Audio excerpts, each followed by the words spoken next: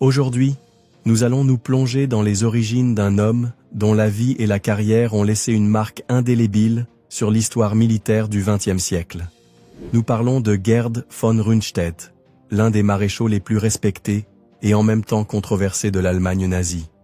Mais avant d'arriver aux batailles acharnées et à la Seconde Guerre mondiale, il existe une histoire que peu connaissent, les premières années de sa vie. Son origine aristocratique, son éducation dans une Prusse pleine de traditions, et son entrée dans une armée qui forgeait déjà les leaders du futur. Aujourd'hui, nous nous immergeons dans les débuts de Gerd von Rundstedt. Pour comprendre von Rundstedt, il faut d'abord parler de son héritage, de sa lignée. Gerd von Rundstedt est né le 12 décembre 1875 à Aschersleben, une petite ville de la province prussienne de Saxe. Sa famille appartenait à la noblesse prussienne, une classe aristocratique connue non seulement pour son statut, mais aussi pour son sens fervent du devoir et sa loyauté envers la Prusse, puis plus tard, envers l'Empire allemand. Dès son plus jeune âge, Gerd fut entouré d'histoires de guerre et d'honneur. Ses ancêtres avaient servi dans l'armée prussienne, et son père, le lieutenant-général Karl von Rundstedt, était un exemple de droiture et de discipline. À cette époque, pour une famille comme la sienne, la vie militaire n'était pas seulement un choix de carrière. C'était une tradition, presque une obligation. Les von Rundstedt sentaient que défendre leur pays était l'une des plus grandes responsabilités qu'ils pouvaient assumer. Mais comment était Gerd enfant? On dit qu'il était un jeune homme observateur, sérieux, et avec un fort sens de l'obéissance. Dès ses premières années, ses parents lui inculquèrent les valeurs traditionnelles prussiennes, loyauté, devoir et discipline. Cependant, bien qu'entouré d'une atmosphère rigide, il avait aussi une certaine curiosité et une passion pour comprendre la stratégie militaire. L'éducation précoce de Gerd fut stricte, avec des tuteurs particuliers qui le préparaient non seulement en mathématiques et en littérature, mais aussi dans l'histoire de la Prusse et de ses grandes batailles. Les von Rundstedt voulaient que leur fils comprenne l'importance de la nation et la raison derrière la vie militaire. Avec le temps, la vocation militaire de Gerd se renforça. À 16 ans, il décida d'entrer à l'école des cadets, suivant les traces de son père et de tant d'autres ancêtres. L'Académie militaire de Potsdam, connue comme le berceau de la noblesse prussienne, était stricte et exigeante. Le régime d'entraînement était exténuant, et la charge physique et mentale était écrasante pour de nombreux jeunes de son âge. Cependant, pour Gerd, chaque jour à l'académie représentait une opportunité de prouver sa valeur et de se perfectionner. Pendant ces années à l'académie, von Rundstedt commença à montrer ses aptitudes pour le leadership et la stratégie. Il se distingua dans les matières de tactique et de logistique, et ses supérieurs le décrivaient comme un jeune homme concentré et extrêmement compétent. En même temps, Gerd forgeait une vision unique sur l'art de la guerre. Il n'était pas impulsif. Il préférait la réflexion prudente avant d'agir. Cette caractéristique serait clé dans son style de commandement plus tard. Les premières années de sa carrière marquèrent également le début de ses expériences sur le champ de bataille. Il fut affecté à plusieurs régiments à la frontière avec la France et la Russie, où il observa les effets des tensions internationales et la complexité de gérer des troupes dans des zones sensibles. C'est ici que Gerd commença à comprendre qu'une bonne stratégie ne dépendait pas uniquement de la force brute, mais de la compréhension des subtilités politiques et des motivations de ses adversaires. Les premières années de von Rundstedt ne forgèrent pas seulement un officier de l'armée, mais un stratège dont l'influence perdurerait dans les campagnes militaires des années à venir. Tout au long de sa vie, les enseignements de sa famille, la rigueur de l'académie et les premières expériences au combat restèrent les bases de son caractère et de sa vision militaire. Nous sommes en 1914. L'Europe est au bord du gouffre. Les tensions qui se sont accumulées pendant des années éclatent avec l'assassinat de l'archiduc François Ferdinand, et les alliances entre les puissances s'activent. L'Allemagne, désireuse de réaffirmer sa position de puissance, déclare la guerre à la Russie et à la France. Dans ce climat, un officier allemand de 39 ans, Gerd von Rundstedt, est appelé à servir. Von Rundstedt n'est plus un jeune cadet. Il est dans l'armée depuis des années et s'est forgé une réputation d'officier discipliné et stratégique. En tant que membre d'une famille noble prussienne, il comprend l'honneur et le devoir comme des valeurs suprêmes. Et au début de la guerre, il est déterminé à remplir sa mission quel qu'en soit le prix. Dans ses premiers jours au front, von Rundstedt reçoit le commandement d'unités qui combattent sur le front occidental. La guerre est brutale, et il se rend vite compte qu'elle ne ressemble en rien aux exercices militaires ou aux simulations de l'académie. Ici, il n'y a pas de place pour l'erreur. Une seule erreur signifie la vie ou la mort pour des centaines de soldats sous son commandement. La stratégie allemande repose sur le plan Schlieffen, un mouvement rapide pour éviter une guerre sur deux fronts en écrasant d'abord la France, puis en concentrant les forces sur la Russie. Cependant, le plan rencontre rapidement des problèmes. Les batailles dans les Ardennes et sur le front de la Marne exigent des décisions difficiles, et von Rundstedt est obligé d'adapter ses tactiques pour survivre dans un scénario qui change constamment. Pour Gerd, la guerre est un lieu où il démontre ses aptitudes au leadership sous pression. Il n'est pas un officier impulsif. Chacun de ses mouvements est calculé. Il préfère conserver ses forces, éviter les affrontements inutiles et se positionner stratégiquement plutôt que de risquer ses hommes dans des attaques téméraires. Ces décisions lui valent souvent des victoires tactiques, mais génèrent également des conflits avec d'autres officiers qui préfèrent une approche plus agressive. À mesure que la guerre avance, von Rundstedt et ses hommes se retrouvent pris au piège de la dure réalité d'une guerre de tranchées. Les conditions sont infernales. Les soldats luttent contre la boue, le froid et les maladies, tandis que les tirs d'artillerie sont constants. Von Rundstedt, cependant, ne perd pas son sang-froid. Ses hommes commencent à le respecter, non seulement en tant que chef, mais aussi en tant que personne qui comprend la valeur de chaque soldat. À une époque où de nombreux officiers traitèrent leurs troupes comme de simples ressources, von Rundstedt se distingue par son traitement humain.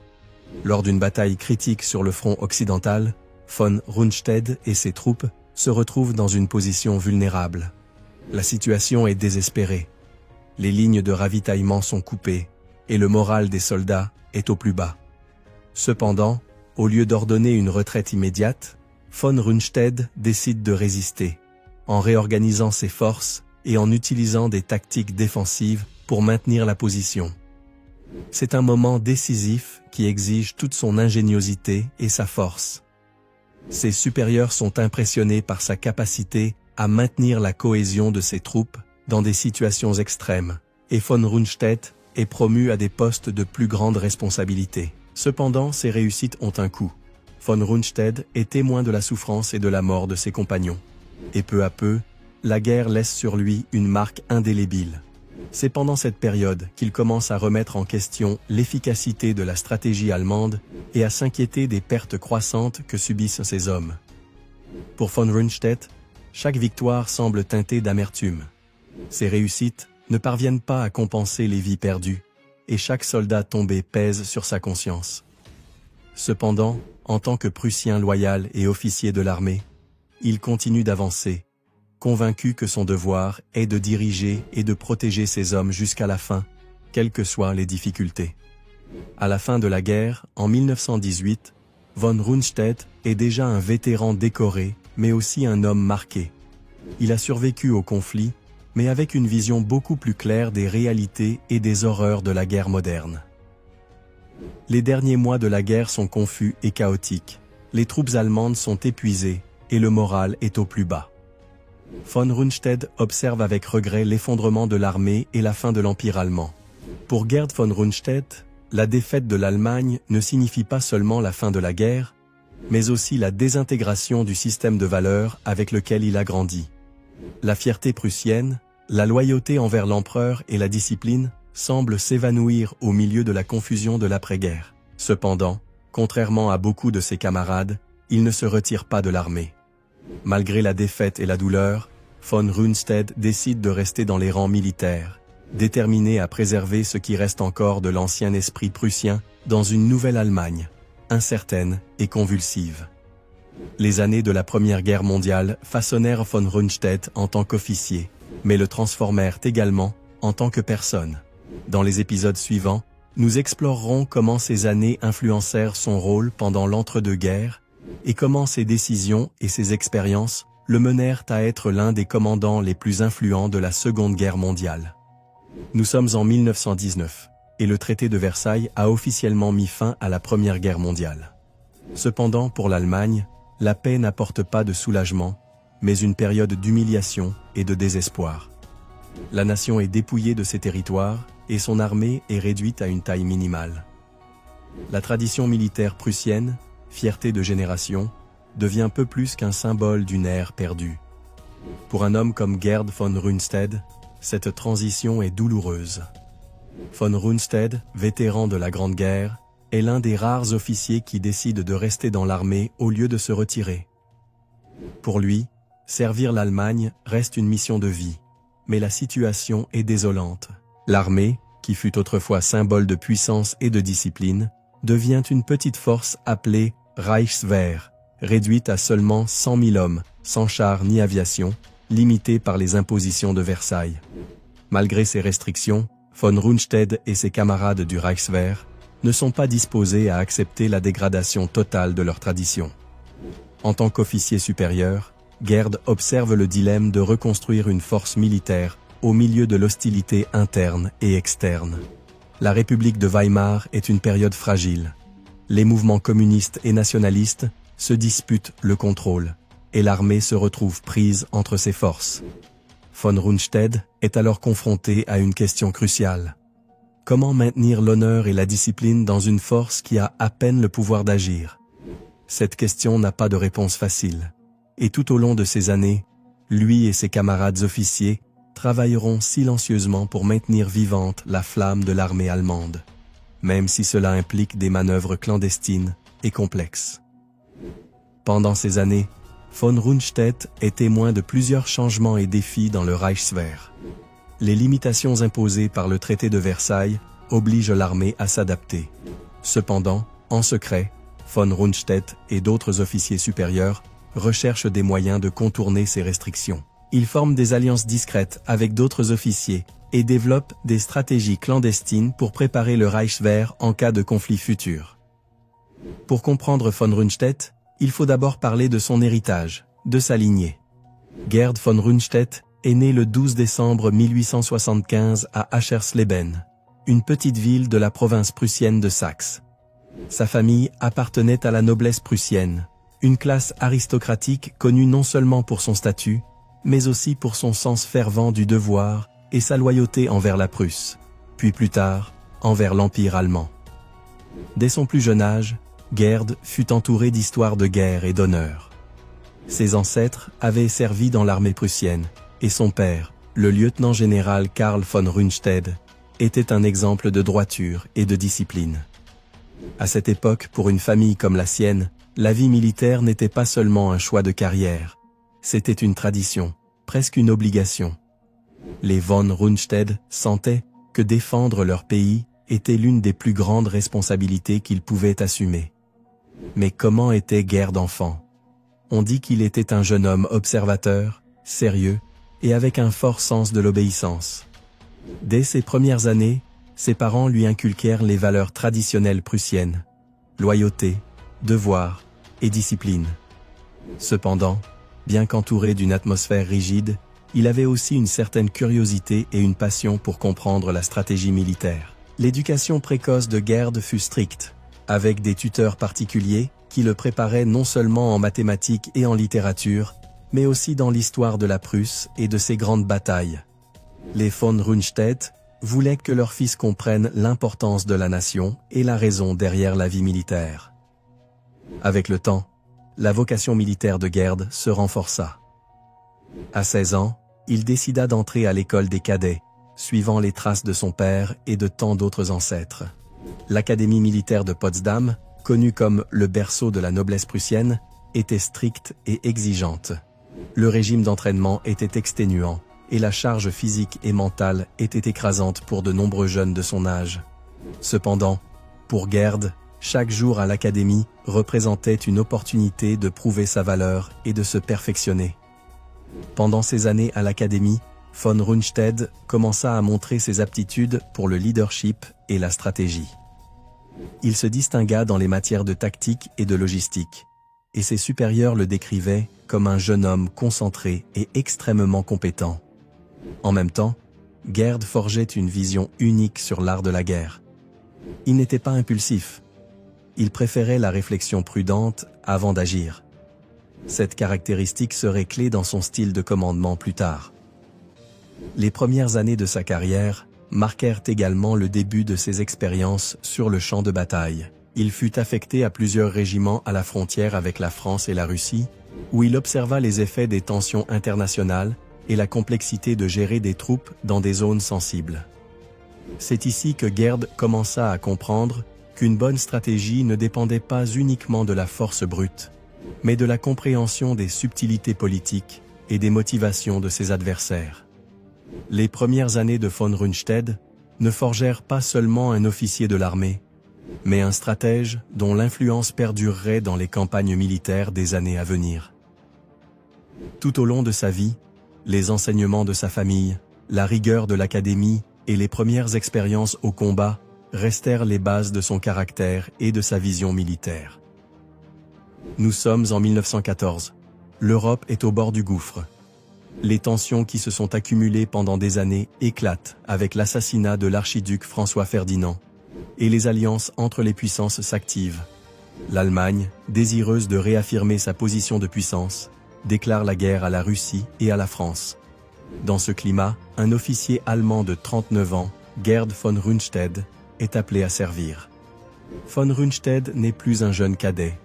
Il est dans l'armée depuis des années et s'est forgé une réputation d'officier discipliné et stratégique. En tant que membre d'une famille noble prussienne, il comprend l'honneur et le devoir comme des valeurs suprêmes. Et au début de la guerre, il est déterminé à remplir sa mission quel qu'en soit le prix. Dans ses premiers jours au front, von Rundstedt reçoit le commandement d'unités qui combattent sur le front occidental. La guerre est brutale, et il se rend vite compte qu'elle ne ressemble en rien aux exercices militaires ou aux simulations de l'académie. Ici, il n'y a pas de place pour l'erreur. Une seule erreur signifie la vie ou la mort pour des centaines de soldats sous son commandement. La stratégie allemande repose sur le plan Schlieffen, un mouvement rapide pour éviter une guerre sur deux fronts en écrasant d'abord la France, puis en concentrant les forces sur la Russie. Cependant, le plan rencontre rapidement des problèmes. Les batailles dans les Ardennes et sur le front de la Marne exigent des décisions difficiles, et von Rundstedt est obligé d'adapter ses tactiques pour survivre dans un scénario qui change constamment. Pour Gerd, la guerre est un lieu où il démontre ses aptitudes au leadership sous pression. Il n'est pas un officier impulsif. Chacun de ses mouvements est calculé. Il préfère conserver ses forces, éviter les affrontements inutiles et se positionner stratégiquement plutôt que de risquer ses hommes dans des attaques téméraires. Ces décisions lui valent souvent des victoires tactiques, mais génèrent également des conflits avec d'autres officiers qui préfèrent une approche plus agressive. À mesure que la guerre avance, von Rundstedt et ses hommes se retrouvent pris au piège de la dure réalité d'une guerre de tranchées. Les conditions sont infernales. Les soldats luttent contre la boue, le froid et les maladies, tandis que les tirs d'artillerie sont constants. Von Rundstedt, cependant, ne perd pas son sang-froid. Ses hommes commencent à le respecter, non seulement en tant que chef, mais aussi en tant que personne qui comprend la valeur de chaque soldat. À une époque où de nombreux officiers traitèrent leurs troupes comme de simples ressources, von Rundstedt se distingue par son traitement humain. Lors d'une bataille critique sur le front occidental, von Rundstedt et ses troupes se retrouvent dans une position vulnérable. La situation est désespérée. Les lignes de ravitaillement sont coupées, et le moral des soldats est au plus bas. Cependant, au lieu d'ordonner une retraite immédiate, von Rundstedt décide de résister, en réorganisant ses forces et en utilisant des tactiques défensives pour maintenir la position. C'est un moment décisif qui exige toute son ingéniosité et sa force. Ses supérieurs sont impressionnés par sa capacité à maintenir la cohésion de ses troupes dans des situations extrêmes, et von Rundstedt est promu à des postes de plus grande responsabilité. Cependant, ses réussites ont un coût. Von Rundstedt est témoin de la souffrance et de la mort de ses compagnons. Et peu à peu, la guerre laisse sur lui une marque indélébile. C'est pendant cette période qu'il commence à remettre en question l'efficacité de la stratégie allemande et à s'inquiéter des pertes croissantes que subissent ses hommes. Pour von Rundstedt, chaque victoire semble teintée d'amertume. Ses réussites ne parviennent pas à compenser les vies perdues, et chaque soldat tombé pèse sur sa conscience. Cependant, en tant que Prussien loyal et officier de l'armée, il continue d'avancer, convaincu que son devoir est de diriger et de protéger ses hommes jusqu'à la fin, quelles que soient les difficultés. À la fin de la guerre, en 1918, von Rundstedt est déjà un vétéran décoré, mais aussi un homme marqué. Il a survécu au conflit, mais avec une vision beaucoup plus claire des réalités et des horreurs de la guerre moderne. Les derniers mois de la guerre sont confus et chaotiques. Les troupes allemandes sont épuisées et le moral est au plus bas. Von Rundstedt observe avec regret l'effondrement de l'armée et la fin de l'Empire allemand.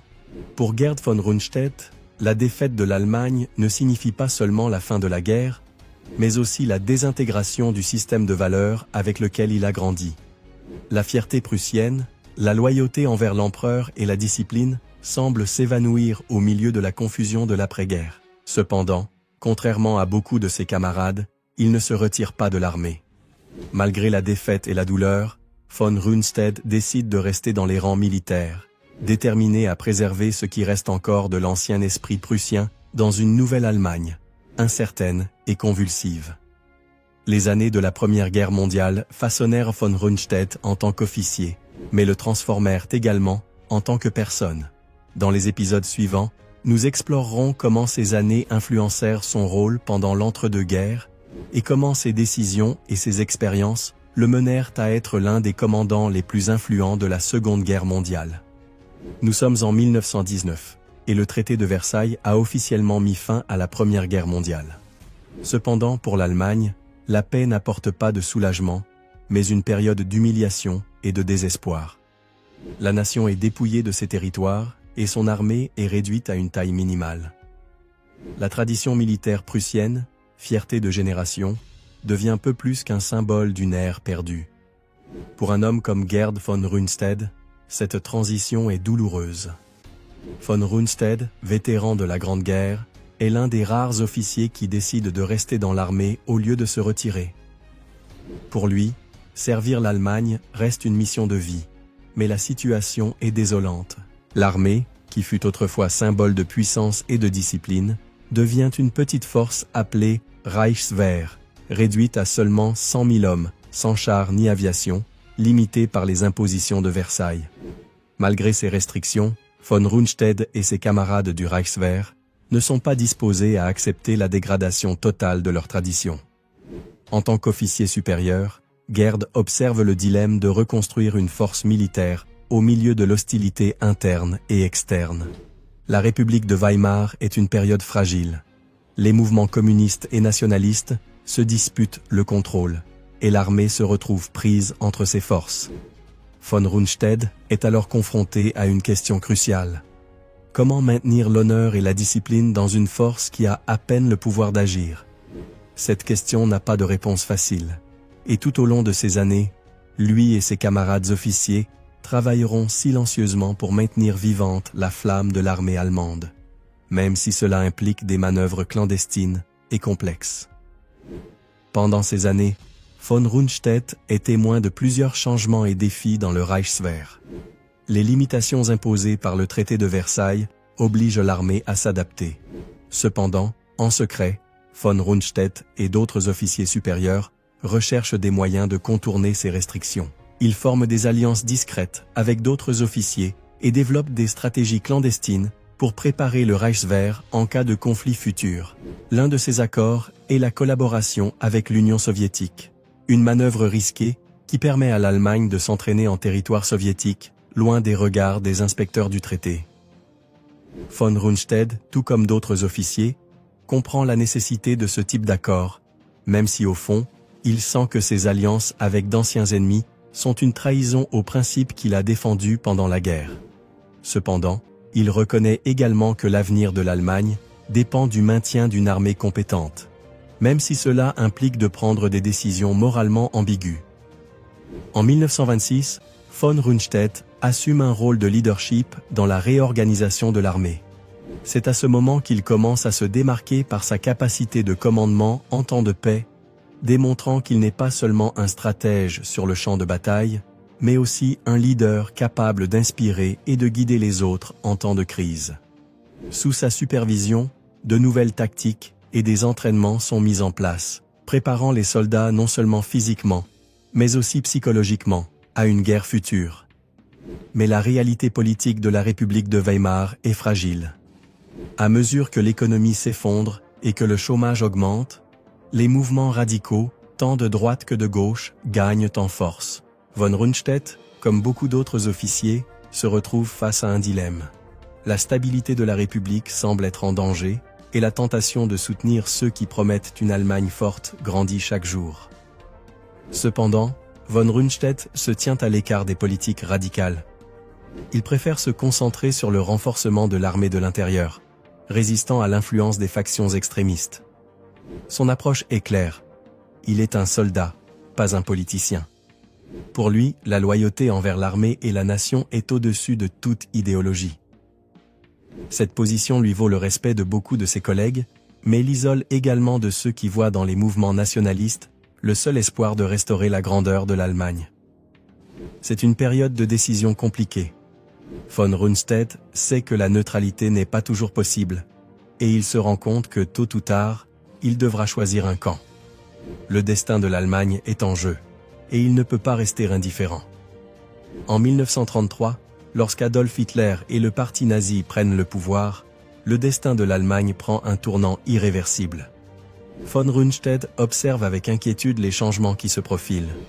Bien qu'il admire certains des efforts pour restaurer la fierté nationale, il ressent une profonde inquiétude quant au caractère totalitaire du nouveau régime et aux politiques qui ne s'alignent pas toujours avec les principes militaires prussiens qu'il a suivis toute sa vie. Cependant, en tant qu'officier de l'armée, Von Rundstedt est obligé d'accepter l'autorité d'Hitler. Sa loyauté envers le Reichswehr et la discipline militaire le conduisent à continuer à servir, bien qu'en privé, il conserve des réserves sur la direction que prend l'Allemagne. Il sait que cette nouvelle armée, la Wehrmacht, se transforme en une machine de guerre qui sera bientôt utilisée à des fins expansionnistes et de contrôle total. Pour Gerd von Rundstedt, les années de la République de Weimar représentent une période d'apprentissage et d'adaptation, mais aussi de désillusion. Les idéaux avec lesquels il a grandi, les traditions prussiennes et le sens du devoir, se voient de plus en plus ternis par les politiques et les ambitions d'un régime qui ne respecte pas les mêmes principes.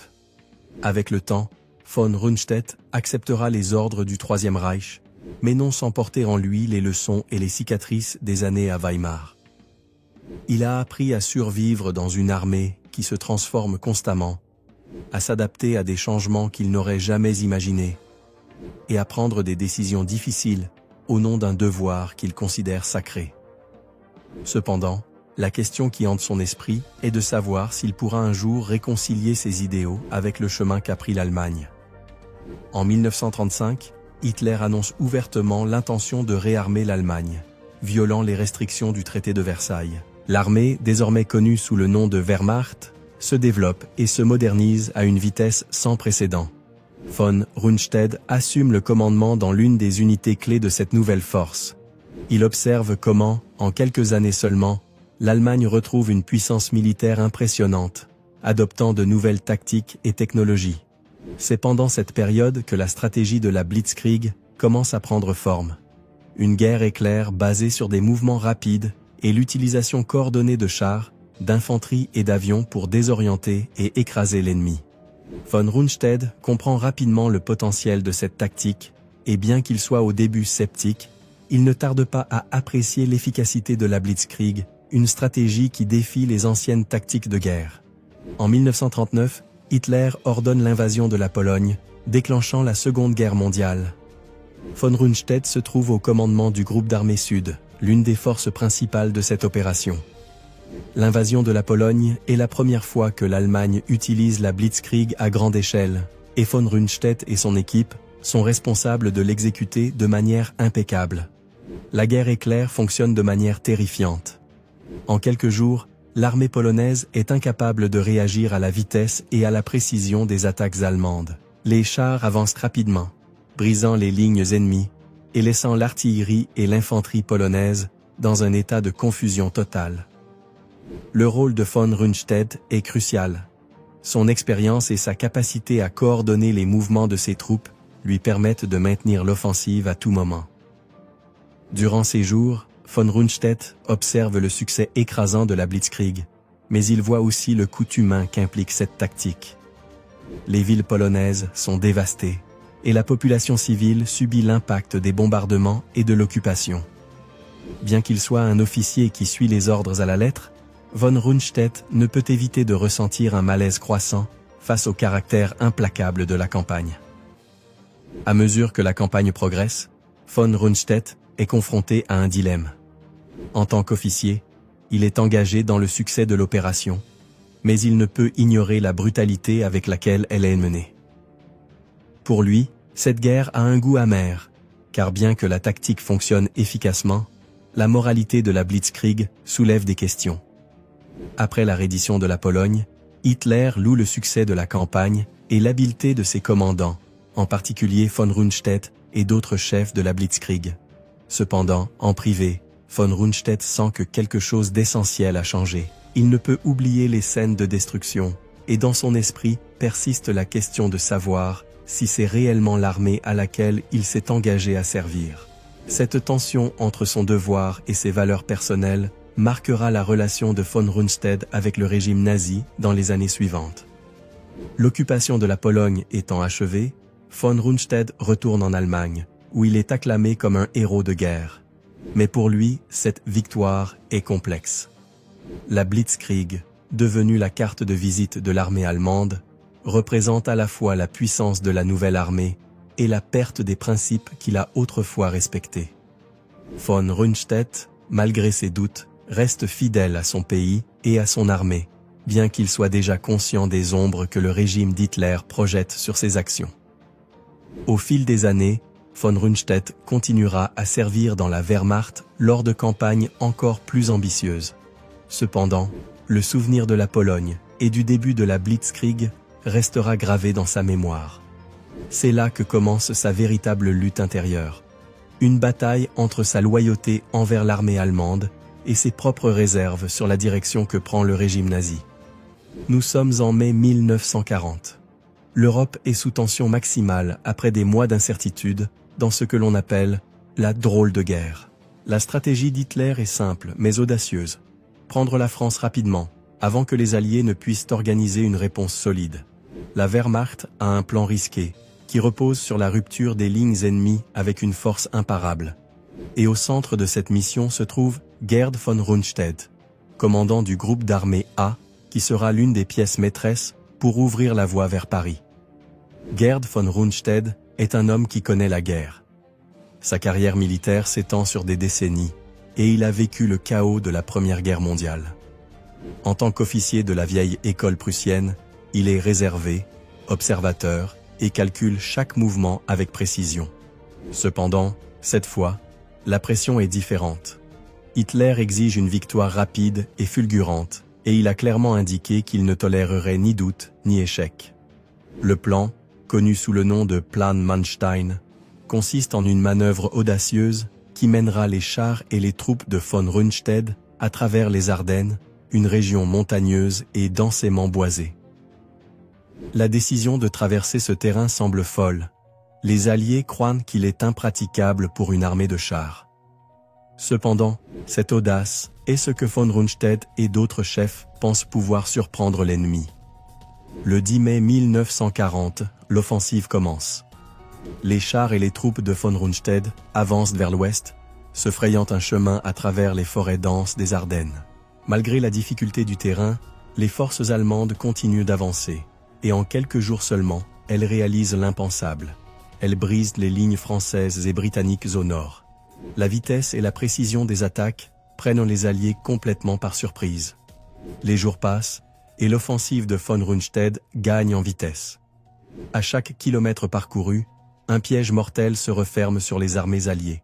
La Blitzkrieg, la guerre éclair, montre tout son potentiel, et von Rundstedt l'exécute avec la précision d'un chirurgien. Pour le vétéran militaire, il s'agit de plus qu'une victoire militaire. C'est une réussite qui confirme que la tactique a changé à jamais. Mais alors que ses forces approchent de Dunkerque, quelque chose d'inattendu se produit. Von Rundstedt reçoit un ordre d'Hitler. Arrêtez l'offensive. L'ordre arrive à un moment critique. Les forces britanniques et françaises sont encerclées. Mais elles ont encore une chance de s'échapper si les Allemands s'arrêtent. Pour von Rundstedt, cette pause va à l'encontre de toute logique militaire. L'occasion d'écraser les forces alliées est à portée de main, et s'arrêter pourrait signifier un répit pour l'ennemi. La frustration grandit chez von Rundstedt. En tant que soldat et stratège, il comprend le risque de laisser échapper les forces alliées. Mais, obéissant à la chaîne de commandement, il décide d'exécuter l'ordre d'Hitler et de maintenir sa position. Dans les jours qui suivent, des milliers de soldats alliés parviennent à évacuer par le port de Dunkerque, ce qui permet à la Grande-Bretagne de continuer la guerre. Ce moment marquera profondément von Rundstedt. Bien que la campagne de France soit un succès retentissant, l'échappée de Dunkerque laisse un goût amer. Pour lui, la victoire en France est ternie, et sa relation avec la direction d'Hitler est marquée par cette décision. Finalement, le 14 juin 1940, Paris tombe aux mains des Allemands. La campagne a été un succès retentissant, et les chefs militaires, dont von Rundstedt, sont acclamés comme des héros en Allemagne. L'impact de cette victoire résonne dans toute l'Europe. Et le prestige de von Rundstedt atteint son apogée. Cependant, sur le plan personnel, le vétéran soldat ne peut ignorer le doute qu'a laissé l'évacuation de Dunkerque. Pour von Rundstedt, la campagne de France représente le sommet de sa carrière, mais aussi un rappel des limites qu'implique le fait de servir sous un régime qui fait passer ses intérêts politiques avant les nécessités tactiques. Ce conflit interne accompagnera von Rundstedt dans les prochaines années de guerre, où il sera contraint de naviguer entre les exigences d'Hitler et les réalités du champ de bataille. Nous sommes en juin 1941. L'Allemagne a consolidé sa domination sur une grande partie de l'Europe occidentale, et Hitler a jeté son dévolu sur un nouvel objectif ambitieux, l'Union soviétique. L'opération Barbarossa est une invasion à grande échelle qui vise à détruire l'armée rouge et à étendre le Troisième Reich vers l'Est. Pour Hitler, cette campagne n'est pas seulement une conquête, c'est une croisade idéologique contre le communisme. Gerd von Rundstedt, l'un des officiers les plus expérimentés et respectés de la Wehrmacht, a été désigné pour diriger le groupe d'armées Sud, l'une des 3 forces principales de l'invasion. Sa mission ? Avancer à travers l'Ukraine, une zone stratégique riche en ressources, et prendre des villes importantes comme Kiev. Von Rundstedt observe le plan avec un mélange de scepticisme et de prudence. À 65 ans, il n'est plus un jeune enthousiaste de la guerre, mais un vétéran qui comprend les difficultés et les sacrifices d'une campagne prolongée. Il sait qu'envahir la vaste steppe soviétique, avec son climat imprévisible et son terrain hostile, sera une tâche titanesque. Mais, en tant que militaire, son devoir est clair. Exécuter l'opération de la manière la plus efficace possible. Le 22 juin 1941, l'opération Barbarossa est lancée. Les troupes allemandes avancent rapidement et réalisent de profondes pénétrations en territoire soviétique. Von Rundstedt, à la tête du groupe d'armées Sud, mène l'une des offensives les plus impressionnantes, capturant de grandes quantités de territoire et encerclant des forces soviétiques lors de plusieurs batailles. La stratégie de la Blitzkrieg, qui a si bien fonctionné en France, est à nouveau utilisée, mais cette fois à une échelle beaucoup plus grande. Les succès initiaux sont écrasants, et en quelques semaines, les troupes de von Rundstedt se trouvent près de Kiev. Cependant, malgré les victoires, le général est conscient de l'ampleur de l'opération et des défis qu'il rencontre sur cette nouvelle frontière. Le territoire est immense, les distances énormes, et l'ennemi est disposé à défendre chaque centimètre de sa terre. Von Rundstedt observe comment l'enthousiasme initial commence à être remplacé par la réalité d'une guerre d'usure. Alors que l'été 1941 se transforme en automne, la campagne sur le front de l'Est devient de plus en plus compliquée. Les distances et le climat ne sont que quelques-uns des obstacles rencontrés par les troupes allemandes. La résistance soviétique est féroce, et bien que l'armée rouge subisse d'énormes pertes, elle semble inépuisable en termes de ressources humaines. À ce stade, von Rundstedt commence à douter de la viabilité de l'opération. Le 19 septembre 1941, après une série de batailles intenses, le groupe d'armées sud capture Kiev, l'une des plus grandes victoires de la campagne à ce moment-là. Cependant, la victoire a un prix élevé. Les troupes allemandes sont épuisées et les lignes de ravitaillement s'étirent de plus en plus. Von Rundstedt commence à voir le problème stratégique. Avancer plus à l'est ne fera pas que prolonger le conflit, mais laissera également les troupes dans une position vulnérable, surtout lorsque l'hiver russe commencera. Von Rundstedt envoie plusieurs rapports à Berlin, mettant en garde contre les difficultés croissantes et suggérant de consolider les positions gagnées au lieu de poursuivre l'avance. Mais Hitler n'est pas disposé à écouter les avertissements. Son ambition est implacable. Il ordonne aux troupes de continuer vers l'est, vers Stalingrad et le Caucase, quels que soient les obstacles. Pour von Rundstedt, cela marque un point de rupture. En tant que commandant, il est pris entre son devoir militaire et sa perception que cette offensive est de plus en plus suicidaire. Pour lui, la situation devient encore plus compliquée lorsque l'hiver 1941 arrive. Les températures chutent à des niveaux extrêmes, et les troupes allemandes, mal préparées au climat, commencent à souffrir de gelures, de maladies et d'une faim qui semble insatiable. Il observe comment son armée, qui il y a quelques mois semblait invincible, lutte maintenant contre le froid et le manque de ravitaillement. Les pertes augmentent, et le moral des soldats s'effondre.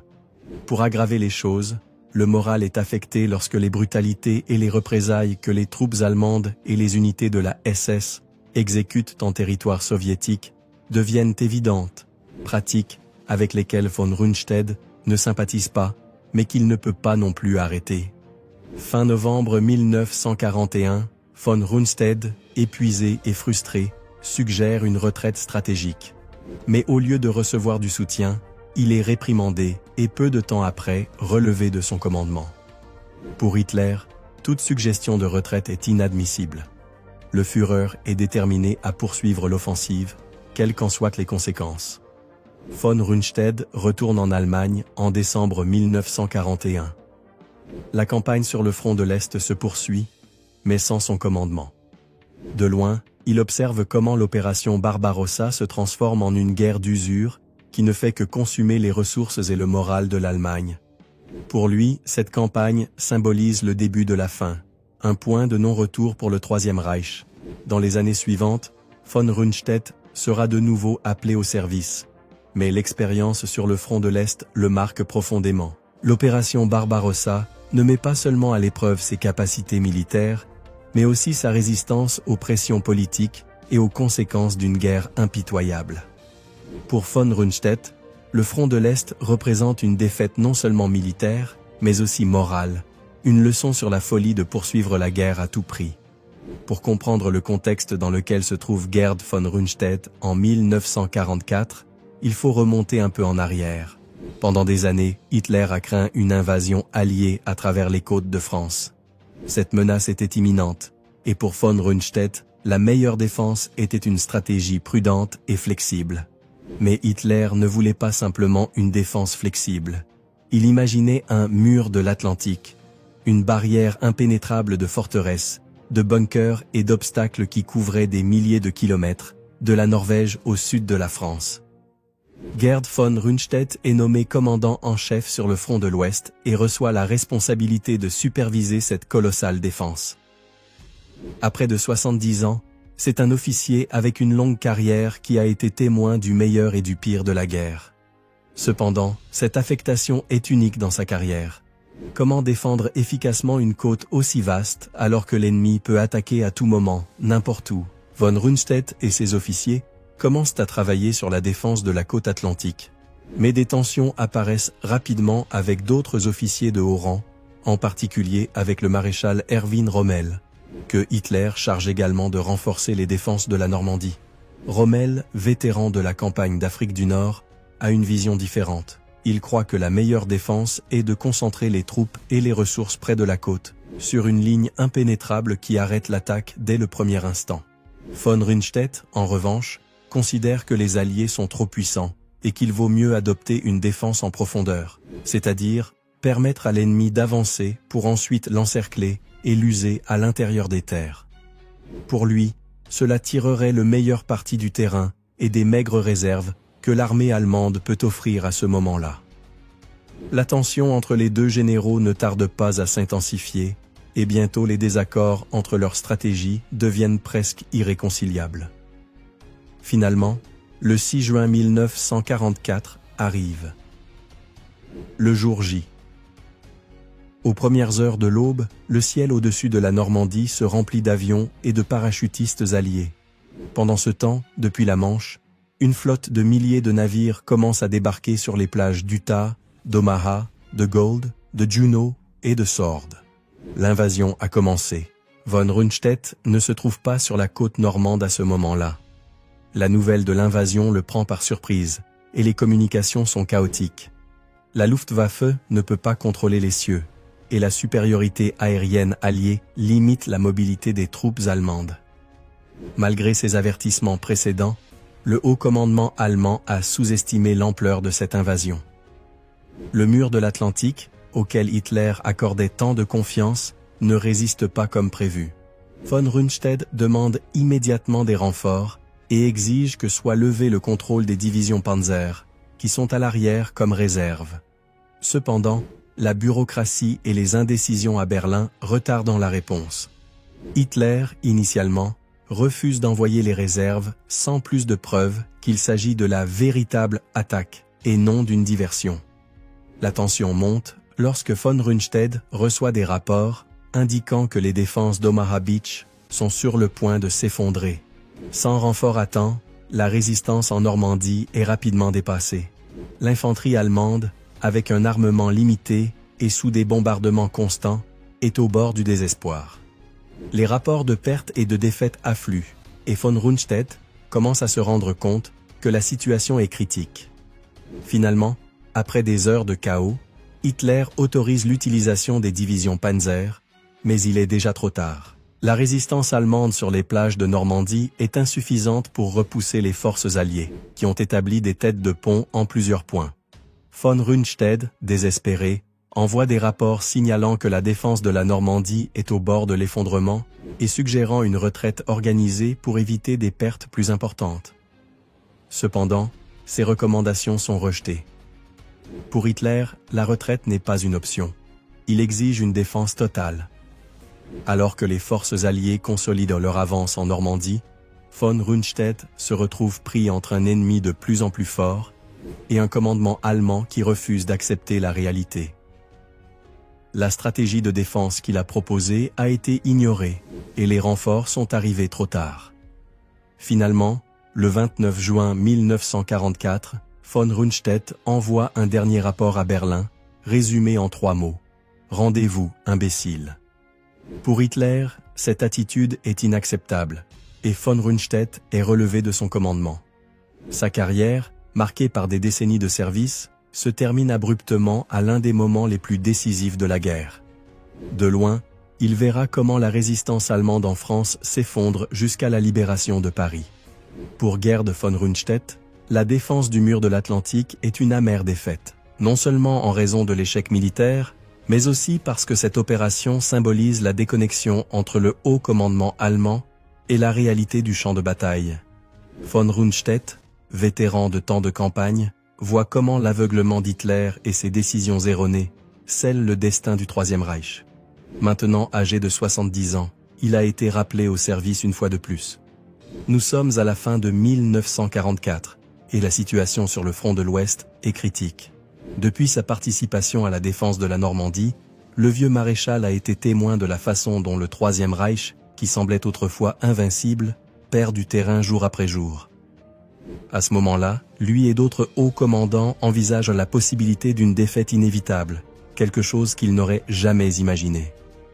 Von Rundstedt est appelé pour diriger la dernière offensive allemande à l'ouest, l'offensive des Ardennes. Hitler espère que cette attaque percera les lignes alliées et divisera les forces ennemies, gagnant ainsi du temps pour réorganiser la défense à l'Est et freiner l'avance soviétique. Von Rundstedt, malgré ses doutes, accepte le commandement. Mais pour lui, l'issue est claire. Il sait que cet effort n'est qu'une dernière tentative désespérée. Cependant, sa loyauté envers son pays et sa responsabilité envers ses soldats le poussent à tenter ce qu'il considère, au fond, comme une mission impossible. L'offensive des Ardennes commence en décembre 1944 et, dans ses premiers jours, surprend les forces alliées. Cependant, l'avance allemande est rapidement stoppée, se heurtant à une résistance de plus en plus forte. Les Alliés, avec leurs ressources et leurs forces supérieures, parviennent finalement à arrêter la poussée allemande, scellant ainsi l'échec de la dernière grande offensive du Troisième Reich à l'ouest. Pour von Rundstedt, ce revers marque la fin des espoirs d'une victoire, ou même d'une négociation de paix favorable à l'Allemagne. En mars 1945, lors d'une réunion avec ses officiers, von Rundstedt est clair. Il est temps d'envisager la reddition. La guerre est perdue, et continuer le combat n'apportera que plus de destruction et de mort. Cependant, ces paroles tombent dans l'oreille d'un sourd, surtout parmi ceux qui font encore confiance aux promesses de victoire d'Hitler. Le 7 mars, von Rundstedt est destitué pour la dernière fois, accusé de ne pas faire preuve d'une détermination suffisante dans la défense de l'Allemagne. Sa carrière militaire prend ainsi fin. Voyant l'effondrement des lignes allemandes, il retourne chez lui où, au mois de mai, il apprend qu'Hitler s'est suicidé et que Berlin est tombé aux mains des Soviétiques. La reddition officielle de l'Allemagne ne tarde pas, et von Rundstedt devient prisonnier de guerre sous la garde des Alliés. Le maréchal Gerd von Rundstedt, qui avait servi dans l'armée depuis la Première Guerre mondiale, passe de commandant à prisonnier en quelques semaines. Pour lui, la chute du Troisième Reich représente un moment de réflexion et de défaite personnelle. Lors de sa capture, son avenir est incertain. Les Alliés sont désormais confrontés à la tâche de juger les dirigeants militaires et politiques du Troisième Reich, et von Rundstedt, bien que n'étant ni membre du parti nazi ni de la SS, est l'un des hommes les plus visibles et de plus haut rang qui ait survécu à la guerre. Dans les années qui suivent sa capture, von Rundstedt fait face à des interrogatoires et à des procès. Il se retrouve dans le collimateur des Alliés, qui cherchent à comprendre le rôle que chaque dirigeant allemand a joué dans la guerre et dans les crimes commis par le régime nazi. Von Rundstedt insiste sur le fait qu'il était un soldat, pas un politicien. Il affirme que sa responsabilité était celle d'un officier militaire, exécutant les ordres, mais qu'il n'a jamais participé au plan d'extermination, ni à la brutalité nazie. Les Alliés débattent de la question de savoir s'il faut traduire von Rundstedt devant les tribunaux de Nuremberg, mais sa santé commence à se détériorer rapidement. Finalement, son état physique et le manque de preuves directes de participation à des crimes de guerre l'épargnent du procès. Il est libéré de sa détention en 1948. Mais les séquelles de la guerre et du conflit pèsent sur lui. Retiré de la vie publique, il passe ses dernières années dans une Allemagne dévastée, qui tente lentement de se reconstruire à partir des ruines.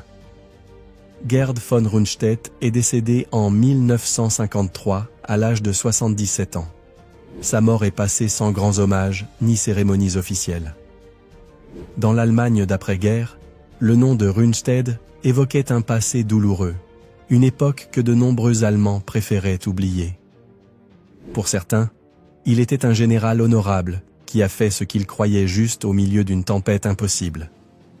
Pour d'autres, il était un homme qui, malgré son expérience et son jugement, a continué à servir un régime qui mènerait l'Allemagne à la destruction. Et ainsi s'achève l'histoire de Gerd von Rundstedt, un homme marqué par le devoir et la loyauté, mais qui symbolise également les contradictions et les tragédies de ceux qui, même sans partager les idéologies extrêmes de leurs dirigeants, ont contribué à la machine de guerre nazie. La vie de von Rundstedt nous rappelle les dilemmes éthiques et les luttes internes de ceux qui, dans des circonstances difficiles, ont tenté de faire leur devoir.